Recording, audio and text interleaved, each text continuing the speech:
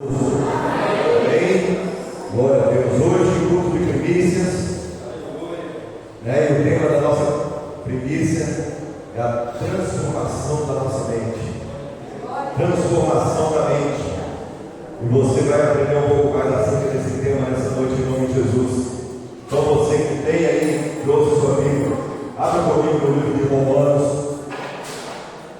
Romanos, capítulo 12. Romanos, capítulo 12.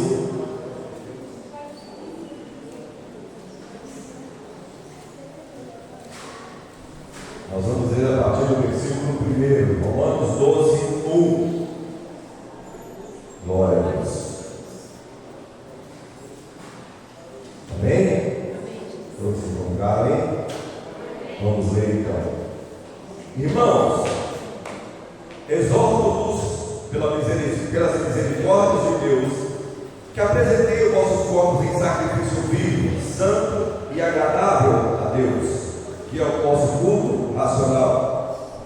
Não vos conformeis com esse mundo, mas transformai-vos pela renovação da vossa mente, para que comproveis qual seja a vontade de Deus, que é boa, o que lhe agrada e o que lhe é perfeito. Algumas versões dizem que é boa, agradável e perfeito. Amém? Senhor, em nome do Senhor Jesus, nós pedimos que o Senhor venha trazer sobre nós a unção da tua palavra, venha trazer a luz da tua palavra, o discernimento do céu, para nós conseguirmos compreender, ó Deus, o teu propósito, e que o Senhor venha, Pai, trabalhar no nosso coração, na nossa mente, em nome de Jesus. Convém que o Senhor cresça, que eu diminua, que eu seja um vaso, um instrumento nas suas mãos, e que nessa noite o Senhor venha falar com a tua igreja, em nome de Jesus. Amém? Amém. Pode, por favor, assentar aí no seu lugar. Esse tema, que foi escolhido para a primícia, ele está sendo um tema que também está sendo trabalhado na escola bíblica. E, apesar de o livro de Romanos ter sido escrito há muitos e muitos anos atrás, ele é um tema bastante atual, e nós vamos entender isso, e é um tema bastante atual. Paulo, quando escreveu isso aos Romanos, quando ele disse isso aos Romanos, ele estava dizendo para os Romanos: olha, eu exorto a vocês, ou eu rogo a vocês, ou peço a vocês encarecidamente, que pela misericórdia de Deus apresentei os vossos corpos como sacrifício vivo, santo e agradável, que é o vosso culto racional. O que Paulo estava querendo dizer para o povo romano? Ele estava aqui dizendo para ele: olha, em nome de Jesus, eu estou pedindo para vocês, para que vocês tenham sabedoria, entendimento espiritual, porque vocês precisam, ou nós precisamos, entender que Deus é um Deus misericordioso, e por causa da misericórdia dele é que nós estamos de pé, e por causa dessa misericórdia nós devemos apresentar ao Senhor o nosso corpo como um sacrifício vivo, santo e agradável a Deus.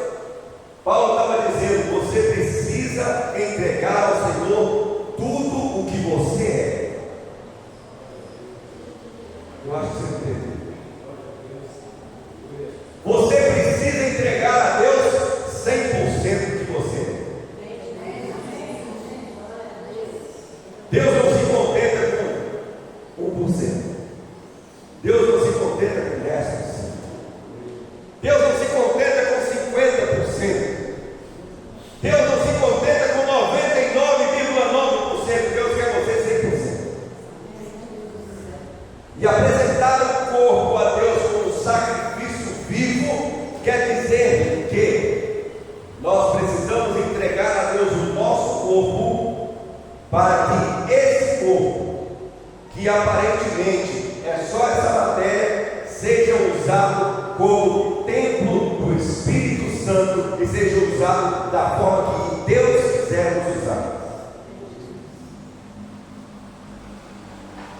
Antigamente, ou lá no Velho Testamento, quando alguém queria se achegar a Deus, ou precisava se achegar a Deus de alguma forma, era apresentado um sacrifício, e esse sacrifício muitas vezes era um sacrifício de sangue. Sacrificava-se um animal, sacrificava-se ali um boi, uma pomba e outros animais, uma cabra, para expiação dos pecados, para se achegar diante de Deus. E isso era colocado diante de um altar. Outras vezes era feito um holocausto, e esse holocausto era colocado ali, esses animais sacrificados.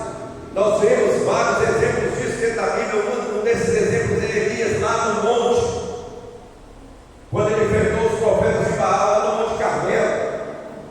Foi feito um sacrifício e ele mandou colocar ali sobre um altar os pedaços daqueles animais que foram sacrificados, e aqueles animais ali desceu o fogo do céu que veio e consumiu todo aquele sacrifício, para que o nome de Deus fosse exaltado e o poder de Deus fosse manifesto naquele momento. Mas depois, Deus enviou o seu Filho amado, Jesus Cristo, para que Jesus Cristo fosse para nós como expiação dos nossos pecados, e através do sangue de Jesus que foi vertido na cruz do Calvário, hoje eu e você não precisamos mais matar um boi, não precisamos mais matar um cabrito, não precisamos mais matar uma pomba para pedir ao Senhor que perdoe os nossos pecados, porque nós temos ligação direta com o céu, que foi nos dado através do sangue de Jesus vertido na cruz. Pastor, se nós não precisamos fazer sacrifício, então nós não precisamos dar ouvir essa palavra que Paulo está falando, que nós precisamos apresentar a Deus o nosso corpo como sacrifício vivo. Você entendeu a diferença? Antes você apresentava, ou as pessoas apresentavam a Deus um sacrifício morto, mas hoje nós apresentamos a Deus um sacrifício vivo, dessa matéria, desse corpo que Ele criou, que Ele fez em nós. E esse sacrifício, ele não basta só ser vivo. Você não pode simplesmente apresentar a Deus o seu corpo de qualquer maneira. Ah, eu estou vivo mesmo, então Senhor, tudo é seu, está tudo bem, tudo certo. Não, Paulo não falou isso. Você tem que apresentar o seu corpo como sacrifício vivo ao Senhor e pronto, acabou. Não, ele continua. Além de vivo, precisa ser santo. Além do sacrifício ser vivo, ele precisa ser santo, porque senão Deus não vai receber. Os animais que eram sacrificados lá no Antigo Testamento, eles tinham que ser puros, eles não podiam ter nada, as aves não podiam ter uma asa quebrada, os animais não podiam ter uma pata quebrada, eles não podiam ter nenhuma deformidade, porque Deus não aceitava aquele sacrifício. E hoje, quando Deus nos chama a sacrificar o nosso corpo, Ele quer que nós sejamos santos, para que o nosso sacrifício seja aceito. Santo. E santo quer dizer separado. Separado. Você precisa ser separado. A Simone ministrava aqui durante o louvor e falava da festa que está acontecendo aí fora, e nós estamos acompanhando todos os anos. Nós sabemos que isso acontece, mas eu e você somos separados. Nós não compactuamos com isso que está sendo feito lá fora, porque nós sabemos que a nossa festa deve celebrar aquele que vive e reina para todos sempre, não a nossa carne. A nossa festa é celebrar o Senhor, Rei dos Reis, Senhor dos Senhores. A festa da carne celebra a carne, mas nós celebramos o Espírito, que em Espírito e em verdade. Mas Paulo continua: olha, você precisa apresentar o seu corpo como um sacrifício vivo. E além do sacrifício vivo, ele precisa ser santo, ele não pode ter mancha. E além disso, o seu sacrifício tem que agradar a Deus. Sabe o que isso quer dizer? Que por mais que você tenha boa intenção, Se o que você estiver fazendo não está agradando a Deus, você está fora do propósito. Você pode estar cheio de boas intenções. Tem um ditado por aí que fala que o inferno é cheio de boas intenções, né? Não sei, não quero saber, também não vou lá perguntar se tem boas intenções. Mas eu quero saber o seguinte: no cemitério tem muitas pessoas sepultadas que tinham ótimas intenções, mas não tiveram tempo de realizar ou de colocar em prática aquilo que eles estavam planejando. Eu ouvi o pastor falando que o cemitério é o lugar mais rico do mundo, porque lá existem sonhos que foram sonhados e nunca foram realizados. Por isso que o nosso sacrifício precisa ser um sacrifício vivo, santo, e ele precisa agradar a Deus. Porque quando o nosso sacrifício agrada ao Senhor, Ele abre as janelas do céu e derrama sobre nós bênçãos sem medidas e mensuráveis sobre a nossa vida. E Paulo fala que esse tipo de situação, ou esse tipo de sacrifício, é um culto racional. O que é o culto racional? Que tem razão. Que tem razão de ser. Tem muita gente cultuando muita coisa aí que não sabe nem o que está fazendo. Não tem a mínima razão. Ah, eu faço isso, eu cultuo isso, eu sigo isso, porque a minha mãe era assim, a minha avó era assim, isso tem tradição de família, e eu venho seguindo essa tradição. Mas eu quero te dizer uma coisa: Jesus veio para quebrar todas as tradições. Glória a Deus. Nós temos que viver uma vida de racionalidade. Nós temos que entender o que nós estamos fazendo. Quando nós viemos a esse lugar e louvamos a Deus e levantamos a nossa mão e proclamamos que Jesus Cristo é o Senhor, nós entendemos que estamos fazendo isso porque um dia Ele se entregou lá na cruz do Calvário por nós e nos deu a oportunidade de vida eterna. A razão pela qual nós adoramos a Deus é por aquilo que Ele é para nós. O que Deus é para você, o que Jesus é para você. Para mim é tudo. Sem Ele, eu não sou nada. Não adianta minha posição social, não adianta quanto dinheiro eu tenho, quanto dinheiro tem na minha conta do banco, não adianta quão bom relacionado eu sou aqui, não adianta tantos amigos e pessoas próximas que eu tenho perto de mim, poderosas, isso não adianta nada. Se a presença de Deus e a misericórdia de Deus não estiver sobre a minha vida, eu não sou nada. E é por isso que todos os dias eu exalto esse Deus por aquilo que Ele é na minha vida. Tudo. Ele é bom, o tempo todo Ele é bom. E Ele continuará sendo bom por toda a eternidade.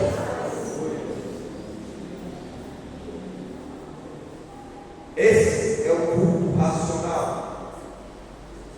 Por isso que quando nós vimos a igreja, existe na igreja uma sequência de eventos que precisam ser observados para que o nosso culto tenha uma razão de ser, para que tenha ordem, porque o nosso Deus diz que Ele é um Deus de ordem e decência. Nós temos que dar liberdade para o Espírito Santo agir, nós temos que dar liberdade para o Espírito Santo se mover, nós temos que dar liberdade para o Espírito Santo fazer aquilo que Ele quer fazer no nosso meio, mas nós temos que ter uma ordem e uma razão pela qual nós estamos nesse lugar, senão não vale a pena vir aqui. Senão não vale a pena. Quando você sai da sua casa para ir ao cinema, qual que é a sua razão? Ou qual que é o seu objetivo? Assistir o filme. Você não vai no cinema com o intuito de fazer outra coisa que não seja assistir o filme. Quando você vai à casa de alguém comemorar um aniversário de alguém, o seu intuito é ir lá e parabenizar aquela pessoa, felicitar aquela pessoa por aquela data, participar daquela festa, aquele momento de confraternização. Você não vai no aniversário de uma pessoa para chegar lá e ficar contando derrota, ficar lamentando. Não, você vai para lá para fazer algo que é alegre, celebrar a vida de alguém que está comemorando. mais um ano de vida. Quando você vem para a casa de Deus, o seu intuito tem que ser adorar ao Senhor e bendizer aquele que vive e reina para todos sempre. Temos problemas, temos dificuldades, temos lutas, mas isso vai ficar lá fora, porque aqui dentro é só adorar e bendizer o nome do Senhor. Porque quanto mais glórias nós damos para o céu, mais bênçãos descem do céu. Isso é racional. Isso é algo que tem razão de ser. Mas Paulo continua: não vos conformeis com esse mundo. Isso aqui é uma coisa muito séria que foi dita pelo apóstolo Paulo.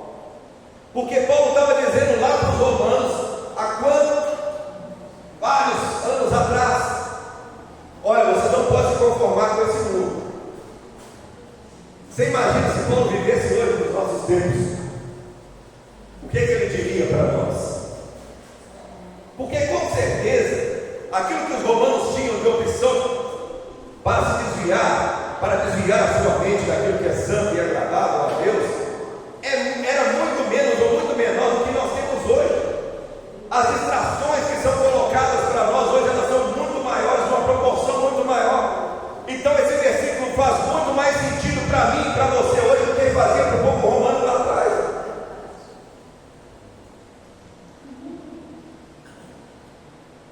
Não nos conformeis com esse mundo. Nós temos visto cada dia mais coisas terríveis acontecendo por aí, e as pessoas falam: não, isso é assim mesmo, isso é normal. Ah não, isso aí é por causa da tecnologia, isso aí é por causa da ciência que está multiplicando, isso aí é porque o ser humano está evoluindo, aí essas coisas vão acontecendo. Ou isso aí é porque o ser humano está afastado de Deus, e aí está dando lugar ao diabo, e essas coisas vão acontecer. É por causa de tudo isso. Mas isso não quer dizer que eu e você temos que conformar e continuar acreditando que essas coisas são normais, porque não são. A Bíblia revela que essas coisas aconteceriam, e elas estão se cumprindo, mas pelo fato de elas estarem se cumprindo, não quer dizer que elas são normais. Elas são o cumprimento da palavra de Deus, mas não são normais. Não é normal o pai matar os filhos. Não é normal um ser humano matar o outro por causa de 10 reais. Não é normal uma pessoa se embriagar, pegar o carro em alta velocidade, atropelar alguém e matar, que ele nem conhecia, nem sabe quem é. Isso não é normal, mas está escrito que iria acontecer. Mas o que Paulo está dizendo e exortando aos romanos é que isso vai acontecer, mas vocês trazendo para nós, mas nós não podemos achar que isso é normal, porque não é. Isso que está acontecendo é por causa que o homem tem se afastado cada vez mais de Deus, o homem tem virado as costas para Deus, e por causa disso o diabo tem feito o que ele quer nesse mundo que é dele. Quem isso, pastor? Não sou eu que digo, a Bíblia que diz: esse mundo já está, a lei é dele. E ele vai fazer o possível para arrebatar o máximo de pessoas que ele conseguir para próximo dele. Mas eu e você, que temos a mente em Cristo, nós não podemos nos render a essas coisas. Nós não podemos nos render a isso. Quando nós vemos uma situação absurda dessa, ao invés de achar que é normal, nós devemos falar: Senhor, tem misericórdia disso que está acontecendo, tem misericórdia dessas pessoas que estão passando por essa situação, livra, Senhor, a minha casa, a minha família, de nós passarmos por isso, porque eu creio no Deus que pode tudo.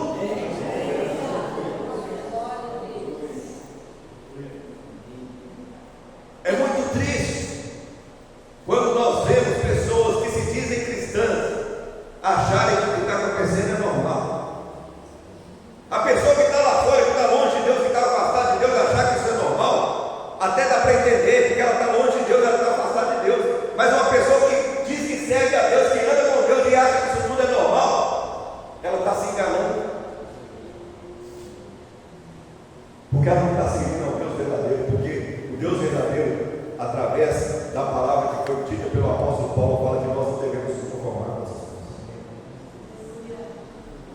Nós não podemos nos conformar. Ele continua: mas transformai-vos pela renovação da vossa mente. Você não pode achar que isso é normal. Sabe por quê? Porque no dia que você levantou a sua mão e disse: Senhor Jesus, eu te aceito como único e suficiente Salvador da minha vida, você está falando com ele: Senhor, a partir de agora, não mais eu vivo, mas o Senhor vive em mim.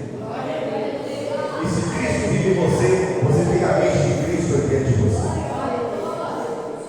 E a mente de Cristo, ela é diferente da mente daquele que não tem Cristo. É diferente.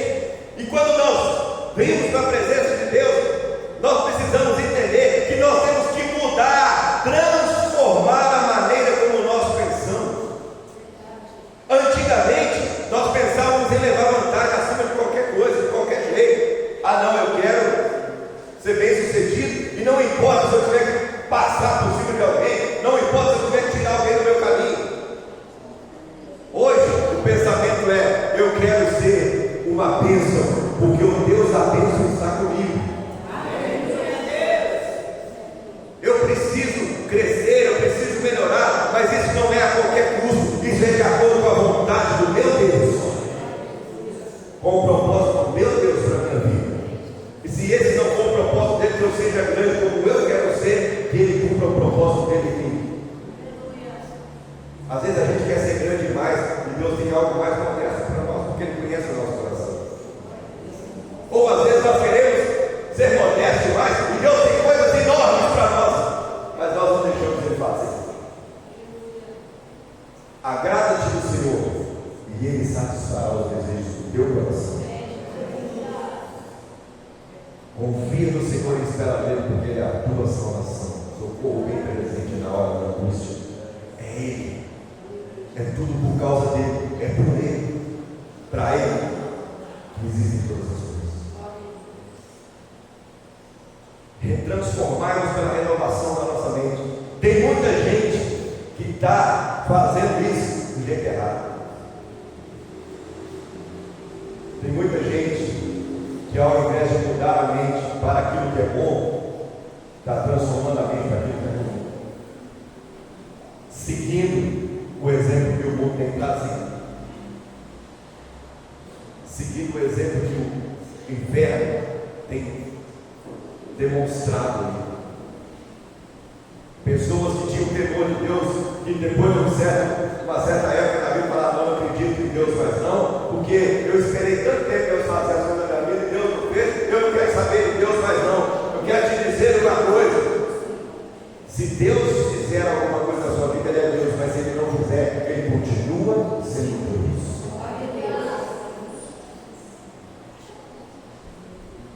E quem somos nós se sairmos da presença dele? Para onde eu irei, Senhor, se só o Senhor tem palavra de vida eterna? Renovação da mente é você deixar de pensar as coisas ruins, deixar de pensar as coisas do mal e passar a pensar com a mente de Cristo. É isso que Paulo está dizendo, com a mente de Cristo. Quando você tiver para fazer alguma coisa, quando você for fazer alguma coisa, quando você planejar alguma coisa, se você tem a mente de Cristo, a primeira coisa que você vai fazer é perguntar: será que Cristo faria isso que eu estou querendo fazer? Se a sua resposta for não, não faça. Se você perguntar: será que Cristo faria nessa situação igual eu estou fazendo? Se a sua resposta for não, não faça. Porque a mente de Cristo que está dentro de você, ela te direciona para fazer aquilo que é certo. Ela te ensina a fazer aquilo que é justo, aquilo que precisa ser feito, aquilo que vai trazer bênção, aquilo que vai trazer alegria, aquilo que vai trazer para você a vida eterna. Não o que vai te levar para a perdição, não o que vai trazer tristeza para dentro da sua casa, não o que vai trazer discórdia, mas o que Deus, o que a sua mente de Cristo traz para você, vai trazer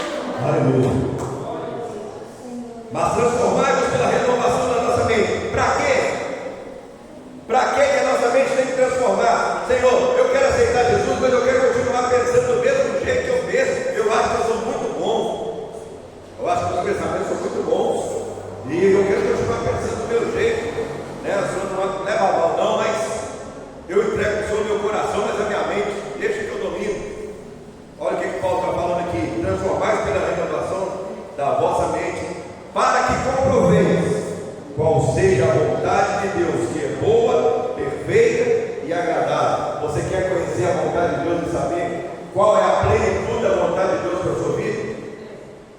Transforme a sua mente e deixe Ele agir através de você. Boa, perfeita e agradável. Boa, perfeita e agradável. 3 palavras. Boa.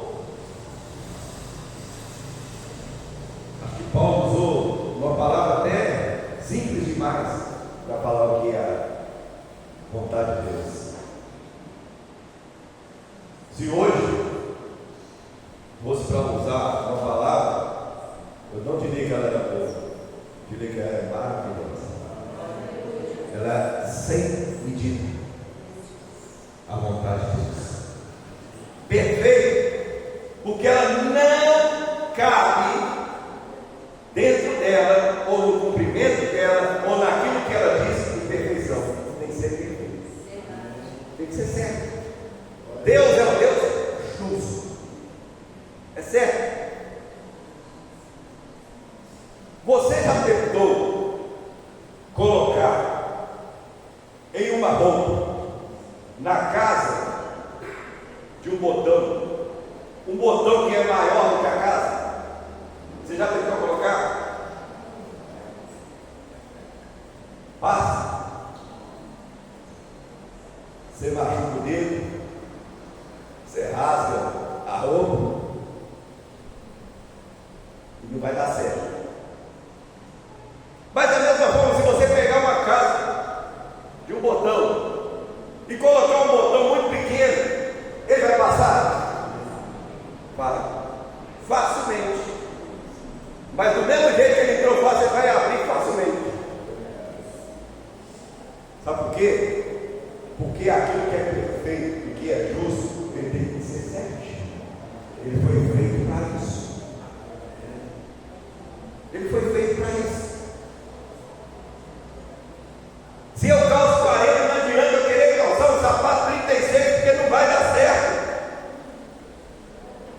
Se eu calçar um 44, também não vai ficar bom.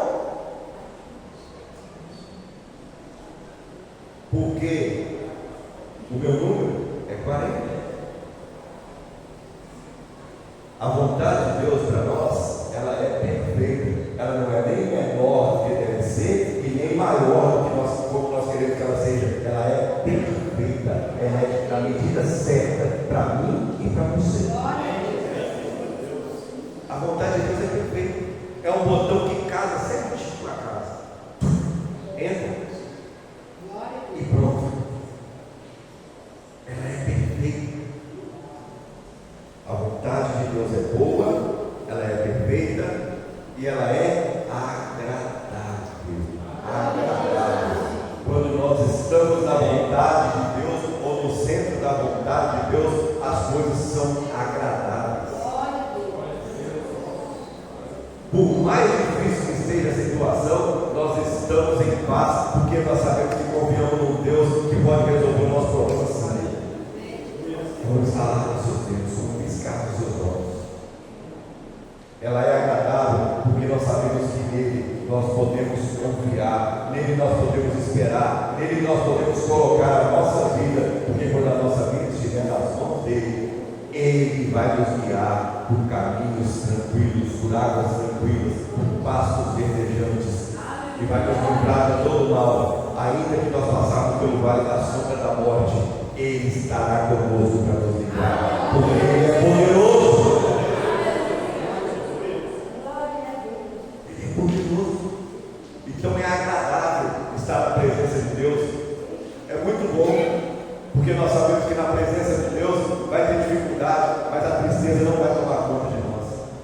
Nós sabemos que na presença de Deus vai ter luta, mas a luta não vai perdurar para sempre, porque vai chegar o dia da vitória, e no dia da vitória Deus estará conosco como general de guerra para nos coroar com essa vitória. Ainda que aqui nessa terra nós não consigamos vislumbrar com esses olhos aquilo que nós estamos esperando, mas se nós seguimos certo nessa caminhada, seguimos justos nesse caminho, quando o Senhor Jesus chamar pelo nosso nome lá nas nuvens,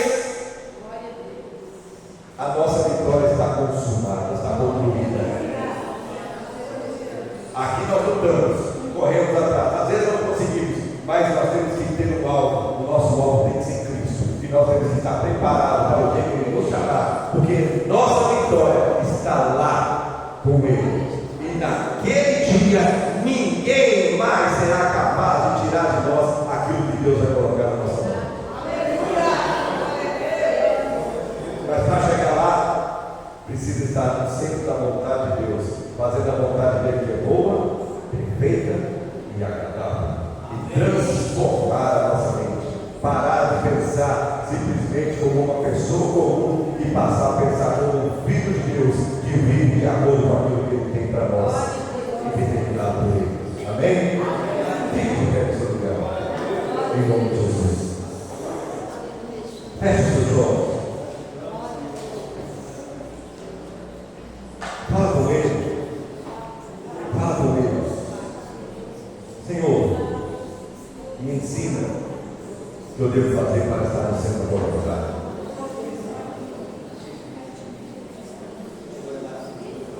Me mostra como eu devo agir para que eu possa receber e para que eu possa viver a boa, perfeita